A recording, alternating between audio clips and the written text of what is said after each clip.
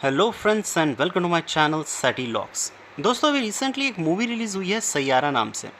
ये फिल्म बिल्कुल कोविड-19 के वायरस की तरह फैल रही है। ऐसा वायरस जो लोगों को मजबूर कर रहा है कि इस फिल्म को जाकर हॉल में देखें।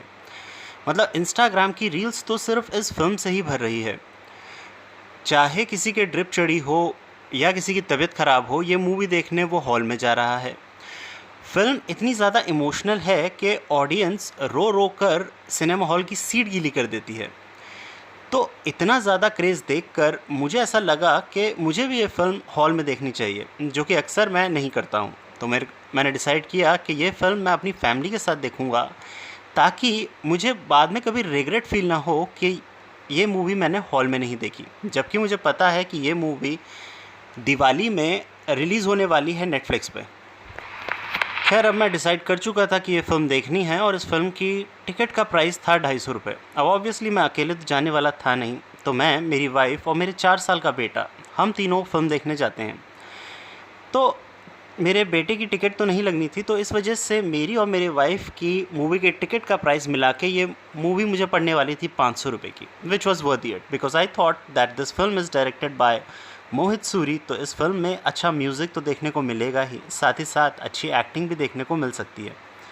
लेकिन जब मैं फ़िल्म देखने गया तो मैं शायद भूल चुका था कि मल्टीप्लेक्स में पॉपकॉर्न के रेट तो आसमान छू चुके हैं। और कई लोग जो एक छोटे बच्चे के माँ-बाप हैं, वो मेरा ये दुःख समझ ही सकते हैं कि छोटे बच्चों की ज़िद के आगे माँ-बाप को कितना झुकना पड़ता है। और मैं इतना झुका कि वो पॉपकॉर्न मुझे ₹400 का पड़ा। मतलब कि रेडी वाले पॉपकॉर्न के टेस्ट से भी बदतर इस टेस्ट के पैसे मैंने दिए ₹400 मल्टीप्लेक्स वालों को। कोल्ड ड्रिंक का कोल्ड ड्रिंक का रेट तो वैसे ही आसमान छू चुका था। पेस्ट्री बच्चे ने ज़िद करी तो वो पड़ी ₹250 की। जब मैंने पानी की बॉटल मांगी एम्प्लॉय से, तो एम्प्लॉय ने कहा कि सर बहुत सस्ती है, सिर्फ ₹100 की। मतलब यार, पानी तो कम से कम एमआरपी पे पिला दो। खैर, जब मैंने पूरा टोटल किया तो इस मूवी का कॉस्ट मुझे पड़ा ₹1450 का। अब now you tell me, was it worth it? खैर, मैंने मूवी देखी and I believe that movie is not that bad. Movie is good, but जिस तरह से इस फिल्म का क्रेज़ बताया जा रहा है, उस हिसाब से तो ये फिल्म मुझे बिल्कुल भी नहीं लगी। और यहाँ तक कि ये कहा जा रहा है कि ये मूवी मोहित सूरी की बेस्ट फिल्म है, अब तक की best film, but I don't think so. Mohit Suri ने इससे पहले बहुत सी लाजवाब फिल्में बनाई हैं, और आज मैं मोहित सूरी की 10 ऐसी फिल्में बताऊंगा आपको, जिनमें से कई सारी फिल्मों के बारे में जब मैं आपको बताऊंगा तो I am surely can convince you कि मोहित सूरी इससे पहले अपना बेस्ट दे चुके हैं और पास्ट में इससे ज़्यादा अच्छी मूवीज़ बना चुके हैं। मोहित सूरी की फिल्मोग्राफी से पहले अगर उनकी पर्सनल लाइफ की बात करी जाए तो वे महेश भट्ट के भांजे हैं, और फिल्म डायरेक्शन की तालीम उन्हें अपने मामा महेश भट्ट से ही मिली है। उन्होंने डायरेक्टर विक्रम भट्ट और अनुराग बासु जैसे डायरेक्टर्स को असिस्ट किया है। शायद इसी वजह से अगर आप मोहित सूरी की फ़िल्में देखेंगे तो जिस तरीके का ह्यूमन टच उनकी फ़िल्मों में नज़र आता है, वो वैसा ही होता है जैसा अनुराग बासु की फ़िल्मों में होता है। वे इमरान हाशमी के सेकंड कज़िन हैं, और इमरान हाशमी, महेश भट्ट और मोहित सूरी ने साथ मिलकर बहुत सी हिट फिल्में भी दी हैं। इनकी बहन एक एक्ट्रेस थी स्माइली सूरी, जिन्होंने इन्हीं की डायरेक्टेड 2-3 फिल्मों में काम किया है। तो चलिए अब बात करते हैं मोहित सूरी की फिल्मोग्राफी के बारे में, और इस लिस्ट पर उनकी पहली फिल्म आती है ज़हर, जो उनकी फर्स्ट डायरेक्टोरियल वेंचर थी। इस फिल्म में लीड एक्टर थे इमरान हाशमी, एक्ट्रेस थी उदिता गोस्वामी एंड शमिता शेट्टी। ये फिल्म जब रिलीज़ हो रही थी उस समय विशेष फिल्म्स यानी कि भट्ट कैंप को सोसाइटी में बहुत ज़्यादा गालियाँ पड़ती थी। उनके बारे में कहा जाता था कि ये सोसाइटी में गंद फैला रहे हैं bye including hot scenes in their movies. इनके पोस्टर्स भी कुछ इस तरह से होते थे जो काफ़ी लोगों को अनकंफर्टेबल कर देते थे। ये छोटे बजट पर फिल्म बनाते थे और इस तरह के सीन्स डाल के फिल्मों को हिट करवा देते थे। रही बात फिल्म ज़हर की, तो ये एक 2003 में Hollywood movie out of time से सीन टू सीन कॉपी थी। ये फिल्म कुछ खास नहीं चली, ऐसा भी नहीं था कि फ्लॉप थी। फिल्म का बजट था 5 करोड़ और इस फिल्म ने 13 करोड़ की कमाई करी थी। तो कमाई के मामले में तो ये मूवी बिल्कुल ही पैसा वसूल थी। बट इस फिल्म में इमरान हाशमी ने बहुत अच्छी एक्टिंग करी थी, लेकिन उनकी ये एक्टिंग अननोटिस चली गई। लेकिन ये फिल्म मोहित सूरी के दिल के बहुत ज़्यादा करीब होनी चाहिए, क्योंकि पहले तो वो इस मूवी में कि लीड एक्ट्रेस उदिता गोस्वामी से मिले, जिनसे आगे चल के उनको प्यार हुआ और उन्होंने शादी भी करी, और दूसरा कि वो इनकी फर्स्ट डायरेक्टोरियल वेंचर थी, तो ऑब्वियसली दिल के करीब तो होनी ही चाहिए। इस लिस्ट पर नंबर 2 पर आती है फिल्म कलयुग, which was released in the year 2005।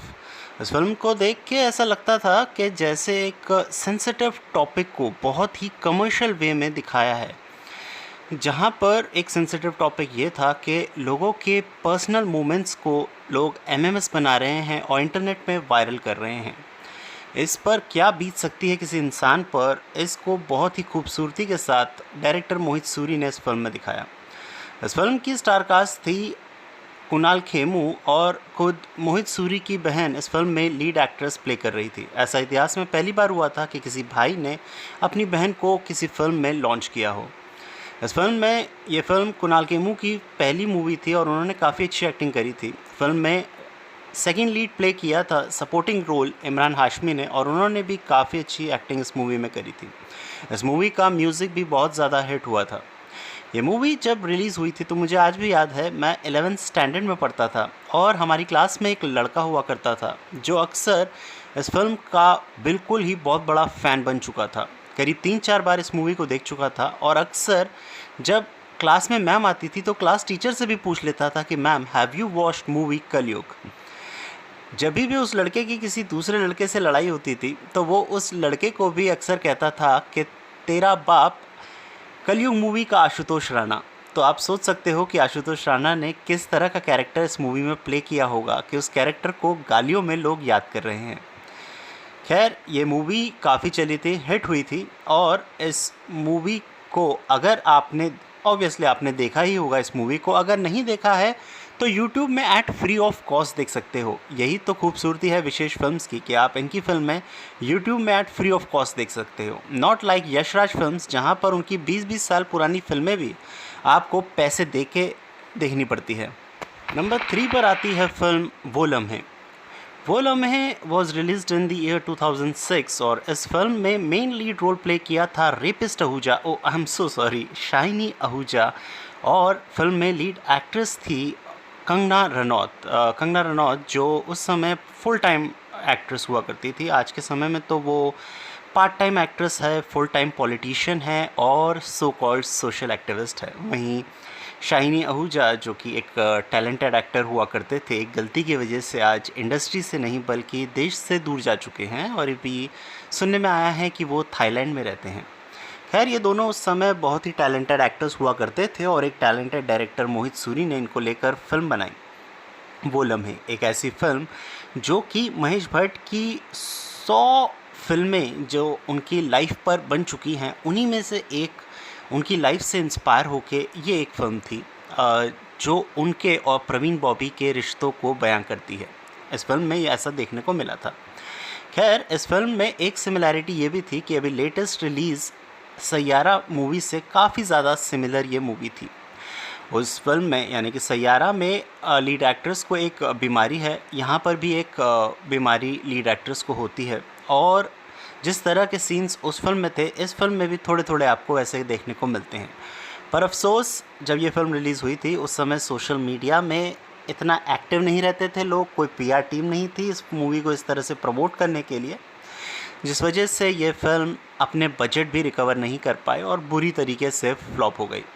खैर, इस मूवी का एक गाना है तू जो नहीं तो कुछ भी नहीं। ये गाना आज भी शाम को कई सारे बियर बार्स में बजता है। यह film Awarapan which was released in the year 2007। जब ये फिल्म रिलीज़ हुई थी उससे पहले इमरान हाशमी की इमेज थी एज अ सीरियल किसर की। ये फिल्म बनाई गई थी उनकी इमेज को तोड़ने के लिए। विशेष फिल्म्स जो अक्सर काफ़ी लो बजट में फिल्में बनाता था, इस फिल्म के लिए उन्होंने काफ़ी हैवी बजट तैयार किया, बट अफसोस ये फिल्म नहीं चल पाई। इमरान हाशमी का अब तक का ये one of the best performances इस फिल्म में माना जाता है। फिल्म में म्यूज़िक भी काफ़ी बढ़िया था, प्लॉट भी काफ़ी बढ़िया था, डायलॉग्स भी फिल्म के बहुत बढ़िया थे, और ये फिल्म एक south Korean movie a bitter sweet life से इंस्पायर्ड भी थी। बट अफसोस ये फिल्म नहीं चल पाई। बट ओवर द ईयर्स इस फिल्म ने एक कल्ट स्टेटस हासिल किया है, और इसी वजह से इस फिल्म का सीक्वल आपको जल्दी ही देखने को मिलेगा। इस लिस्ट पर नंबर 5 पर आती है फिल्म मर्डर 2। मर्डर 2 मूवी की कहानी भी बड़ी दिलचस्प है। मर्डर 2 से पहले मोहित सूरी ने एक मूवी बनाई थी साल 2010 में, क्रुक। ये मूवी कुछ खास चली नहीं। मोहित सूरी का मानना था कि वे अपनी लीग से हटकर ये फिल्म बना रहे थे। नॉर्मली उनकी फिल्म में स्लो म्यूज़िक होता है और कॉमेडी सीन्स ज़्यादा नहीं होते, लेकिन उस ज़माने में पॉप म्यूज़िक का ज़माना था और कॉमेडी मूवीज़ धड़ाधड़ चल रही थी, जिस वजह से मोहित सूरी को कई लोगों ने ये सलाह दी कि वो इस तरह की मूवी बनाएं जहाँ पे वो कुछ कॉमेडी एलिमेंट डालें और कुछ पॉप म्यूज़िक भी डालें। और मोहित सूरी ने सबकी बात मानते हुए ये फ़िल्म करी, बट ये फ़िल्म ने बॉक्स ऑफिस पर पानी तक नहीं मांगा। इसके बाद मोहित सूरी ने अपने दिल की सुनी और उन्होंने एक बहुत ही डार्क मूवी साउथ कोरियन की जो थी द चेज़र, उससे इंस्पायर होके मर्डर 2 फिल्म बनाने का प्रयास किया। ये फिल्म शुरुआत में किसी को भी अच्छी नहीं लगी। कई लोगों ने कहा कि ये बहुत डार्क फिल्म है, मोहित सूरी को इस तरह की फ़िल्म नहीं बनानी चाहिए। पर उन्होंने पहले दूसरों की बात सुनी थी, इस बार वो अपने दिल की बात सुनना चाहते थे और उनके इस डिसीजन को बैक किया इमरान हाशमी ने और महेश भट्ट ने, जिस वजह से उन्हें कॉन्फिडेंस आया और उन्होंने मर्डर 2 जैसी फ़िल्म बनाई। इस फिल्म की ख़ास बात ये थी कि इस फिल्म के लिए एक्टर्स ने बहुत ज़्यादा मेहनत करी थी और मोहित सूरी ने सबसे ज़्यादा प्रेज़ किया अपने कज़न इमरान हाशमी को इस फिल्म के लिए। उनका मानना था कि इस फिल्म के दौरान इमरान हाशमी की तबीयत ख़राब थी और दिन में करीब करीब 14-15 घंटे शूटिंग करनी होती थी। एक सीन था जहां पर इमरान हाशमी विलन के पीछे भागते हैं और उस दिन इमरान हाशमी को वायरल फीवर था, पर बावजूद इसके उन्होंने ये सीन बहुत ही हार्ड वर्क के साथ किया। इमरान हाशमी और पूरी टीम की ये मेहनत रंग लाई और आगे चलकर ये फिल्म सुपर डुपर हिट साबित हुई। इस फिल्म का हाईलाइट थी फिल्म के नेगेटिव कैरेक्टर प्ले करने वाले विलन, जिनको इस फिल्म के लिए best actor in a negative role का अवार्ड भी मिला। और इसके अलावा सबसे ख़ास बात ये थी कि सुपरस्टार सिंगर अरिजीत सिंह ने पहली बार इसी मूवी के लिए अपना गाना गाया था। नंबर 6 पर आती है फिल्म आशिकी 2 और ऑन रिकॉर्ड्स ये मोहित सूरी की फ़र्स्ट रोमांटिक मूवी थी। अब जो लोग कह रहे हैं कि सैयारा मोहित सूरी की बेस्ट मूवी है, चलिए बेस्ट रोमांटिक मूवी भी कह रहे हैं, तो अगर आपने आशिकी 2 मूवी नहीं देखी है तो शायद आप कह सकते हैं, पर अगर आपने आशिकी 2 देखी है तो प्लीज़ इन दोनों मूवीज़ को कंपेयर करना और बताना कि दोनों में से ज़्यादा अच्छी मूवी आपको कौन सी लगी।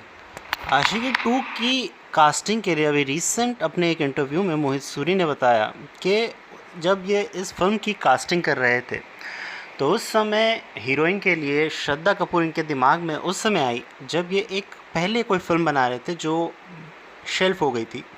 उस फिल्म में जब इन्होंने ऑडिशन में श्रद्धा कपूर को देखा तो वो 2 चुटिया बांधकर बालों में तेल लगाकर अपनी मम्मी के साथ आई थी और मराठी में बात कर रही थी। बाद में जब आशिकी 2 की कास्टिंग करने लगे मोहित सूरी तो उनको याद आया श्रद्धा कपूर के बारे में। श्रद्धा कपूर तब एक फ़िल्म पुरानी हो चुकी थी, उन्होंने एक फ्लॉप फिल्म 3 पत्ती में काम किया था। मोहित सूरी ने श्रद्धा कपूर को मिलने के लिए बुलाया और उस समय श्रद्धा कपूर थोड़ा फैशनेबल हो गई थी। मोहित सूरी ने झट से डिसाइड कर लिया कि उनकी फ़िल्म का कैरेक्टर भी ऐसा ही है कि पहले एक लड़की गरीब घर की होती है, उसके बाद एक पॉपुलर सिंगर बनती है, तो इसके लिए उन्होंने श्रद्धा कपूर को फाइनल किया। वहीं फिल्म के हीरो के लिए आदित्य रॉय कपूर रणबीर कपूर के कहने पर मोहित सूरी से मिलने के लिए गए। जब आदित्य रॉय कपूर मोहित सूरी से मिलने जाए तो उस समय वो एक बाइक में आए थे और नॉर्मल शॉर्ट्स और टी शर्ट में। नॉर्मली एक एक्टर जब ऑडिशन के लिए जाता है तो वो काफ़ी गुड लुकिंग बन के जाता है, बट आदित्य रॉय कपूर का एक बिल्कुल ही लेड बैक एटीट्यूड था। जब वो मोहित सूरी से बात कर रहे थे तो वो बार बार अपनी चेयर भी रोल कर रहे थे, जिस वजह से मोहित सूरी के असिस्टेंट्स काफ़ी ज़्यादा एनॉयड फील कर रहे थे। बट मोहित सूरी को लगा कि उन्हें इसी तरह का कैरेक्टर चाहिए जो बिल्कुल ही केयरलेस किस्म का व्यक्ति हो, और उन्होंने डिसाइड किया कि वे आदित्य रॉय कपूर को इस फिल्म में एज अ लीड एक्टर रखेंगे।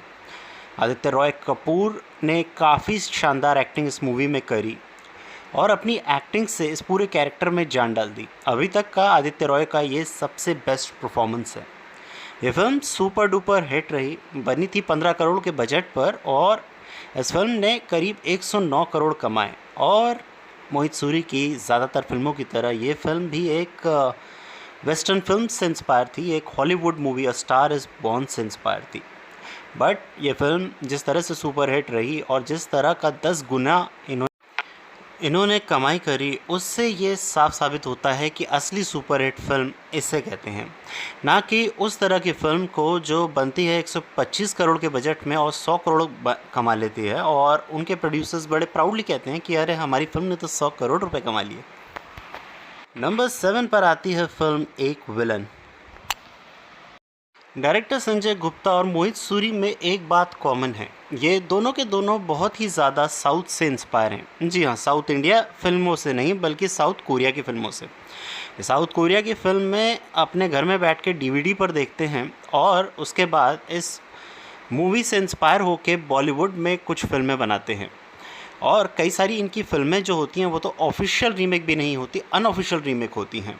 यह फ़िल्म भी आई सॉ द डेविल नाम की एक साउथ कोरियन मूवी से इंस्पायर थी। मोहित सूरी की एक ख़ास बात है कि वो साउथ कोरियन मूवी से इंस्पायर होते हैं, लेकिन इंडियन ऑडियंस के लिए बिल्कुल म्यूज़िक का तड़का और अलग अलग स्टोरी में फेरबदल करके बिल्कुल इंडियन ऑडियंस के लायक एक फ़िल्म बना देते हैं, और ये फ़िल्म भी कुछ ऐसी ही थी। बट इस फिल्म की एक ख़ास बात ये थी कि इस फिल्म में स्टार कास्ट बिल्कुल ही अलग तरीके से, यूनिक तरीके से कास्ट की गई थी, जिसका क्रेडिट ऑफ कोर्स डायरेक्टर को ही जाता है। इस फिल्म में मेन कैरेक्टर प्ले कर रहे थे सिद्धार्थ मल्होत्रा, और सिद्धार्थ मल्होत्रा इससे पहले स्टूडेंट ऑफ द ईयर नाम की एक फ़िल्म में काम कर चुके थे, रोमांटिक फिल्मों में काम कर रहे थे, और boy next door kind of characters play कर रहे थे। एकदम से उन्हें इस फिल्म में एक गैंगस्टर का रोल प्ले करने के लिए दिया, और इस फिल्म में वो क्या लगे। उसके बाद इस फिल्म की हीरोइन थी श्रद्धा कपूर। श्रद्धा कपूर ने इससे पहली फिल्म में बिल्कुल शांत स्वभाव, सॉफ्ट स्पोकन गर्ल का कैरेक्टर प्ले किया था, बट इस फिल्म में उन्होंने एक बबली गर्ल का कैरेक्टर प्ले किया जो नॉन स्टॉप बोलती ही रहती है। ये कैरेक्टर खैर उनके लिए इतना ज़्यादा चैलेंजिंग नहीं हो सकता, लेकिन जो इस फिल्म का मेन विलन प्ले कर रहे थे और जो सरप्राइज़ पैकेज था इस फिल्म का, वो थे रितेश देशमुख, जो पहली बार इस फिल्म में एक साइकोपैथ किलर का रोल प्ले कर रहे थे, जिसके लिए उन्हें best actor in a negative role का अवार्ड भी मिला। इस लिस्ट पर नंबर 8 पर आती है film half girlfriend. Half girlfriend inspired थी हाफ गर्लफ्रेंड नाम के एक नॉवल से, जिसे लिखा था चेतन भगत ने। जब इस मूवी को मोहित सूरी ने बनाया तो उन्होंने इस फिल्म में लीड एक्ट्रेस के लिए अपनी फेवरेट एक्ट्रेस श्रद्धा कपूर को फिल्म में लिया, और फिल्म में लीड एक्टर प्ले करने के लिए हाफ एक्टर मतलब कि अर्जुन कपूर को इस फिल्म के लिए लिया। अर्जुन कपूर इससे पहले कुछ फिल्मों में अच्छी एक्टिंग कर चुके हैं, बट कुछ मूवी में तो उनकी एक्टिंग कैसी है ये आप लोगों को पता ही है। खैर, इस फिल्म में जिस तरह की एक्टिंग अर्जुन कपूर ने करी थी, मुझे ऐसा लगता है कि किसी और एक्टर को लेते तो वो ज़्यादा अच्छी एक्टिंग कर लेता। खैर, ये फ़िल्म एक हिट साबित हुई, but to be really honest ये फ़िल्म मुझे कुछ इतनी ख़ास पसंद नहीं आई। शायद इस वजह से भी क्योंकि इस फिल्म का आधारित जो नॉवल था उसे मैं पहले पढ़ चुका था, और मुझे नॉवल पढ़ने में ज़्यादा मज़ा आया था इंस्टेड ऑफ मूवी देखने में। आपको ये मूवी कैसी लगी आप कमेंट में लिख सकते हैं। नंबर 9 पर आती है मूवी मलंग। मूवी मलंग को जब डायरेक्ट किया था मोहित सूरी ने, तो ये बिल्कुल ही एक अलग तरीके की थ्रिलर मूवी उन्होंने बनाई थी। इस मूवी के बारे में मुझे आज भी याद है कि उन दिनों मैं नोटिस पीरियड में चल रहा था अपनी कंपनी के, और आप जानते ही हो नोटिस पीरियड के टाइम पे ज़्यादा काम तो होता है नहीं, ना ही एम्प्लॉय ज़्यादा करते हैं। तो मैं अपने दोस्तों के साथ ये मूवी देखने गया था, और मैं बिल्कुल भी डिसअपॉइंट नहीं हुआ इस मूवी को देख के, क्योंकि इस मूवी में आपको लव स्टोरी देखने को मिलेगी। मोहित सूरी की हर तरह की फ़िल्मों की तरह इसमें भी आपको अच्छे गाने सुनने को मिलेंगे, अच्छी एक्टिंग देखने को मिलेगी, अच्छी डायलॉग डिलीवरी होगी, और इस फिल्म में एक रोमांटिक स्टोरी थी जिसमें आदित्य रॉय कपूर और दिशा पटानी नज़र आते हैं। तो वहीं अनिल कपूर एक ऐसे सीधे साधा पहले पुलिस ऑफिसर होता है जिसकी डॉटर की डेथ के बाद वो एक ड्रग एडिक्ट पुलिस वाला बन जाता है। वहीं इस फिल्म का सरप्राइज़ पैकेज थे कुणाल खेमू, जिन्होंने बहुत ही शानदार एक्टिंग करी, और आज तक मुझे ये सोचता रहता हूँ कि क्यों ये एक्टर आज भी एक अंडररेटेड एक्टर है। नंबर 10 पर आती है दोस्तों वो मूवी जिसकी वजह से पूरा वीडियो स्टार्ट हुआ था, और उसका नाम है सैयारा। अब तक तो मैं आपको इतनी सारी फिल्मों के नाम बता चुका हूँ जो कि मोहित सूरी का बेस्ट परफॉर्मेंस बयां करते हैं, बट आई वुड नॉट से कि ये मूवी कोई ख़राब मूवी है। अगर आप हॉल में इस मूवी को देखना चाहते हो तो देखो, it's a clean romantic movie जो मुझे भी बहुत पसंद आई। लेकिन जिस तरह का क्रेज़ बताया जा रहा है, तो मैं जिस हॉल में ये मूवी देख रहा था वहाँ मैंने ऐसे नहीं देखा कि लोग बेहोश होकर गिर पड़ रहे हैं, इस मूवी को देख के फूट फूट कर रो रहे हैं, या सैयारा गाने पर नेशनल एंथम की तरफ फ़ोन लेकर खड़े हो जा रहे हैं। तो ऐसा मैंने तो इस फ़िल्म का हाल नहीं देखा जिस हॉल पर मैं मूवी देख रहा था। हाँ, थोड़ी देर के लिए मेरा बेटा ज़रूर रोया था, लेकिन वो इसलिए रोया था क्योंकि वो थोड़ी देर के लिए बोर हो रहा था, इस वजह से। अब ख़ैर, उसको रोता हुआ देख अगर किसी ने सोचा होगा कि ये मूवी बहुत ज़्यादा इमोशनल है, इस वजह से बच्चा रो रहा है, तो उसके बारे में मैं आपको नहीं बता सकता। खैर, अगर आपको वीडियो पसंद आया हो तो इस वीडियो को लाइक करो। नॉर्मली मैं इतने बड़े वीडियो बनाता नहीं हूँ, आज ये वीडियो थोड़ा-सा बढ़ गया है, तो आप चाहो तो कमेंट कर सकते हो अगला वीडियो किसके ऊपर देखना चाहते हो, और मेरे चैनल को सब्सक्राइब करो।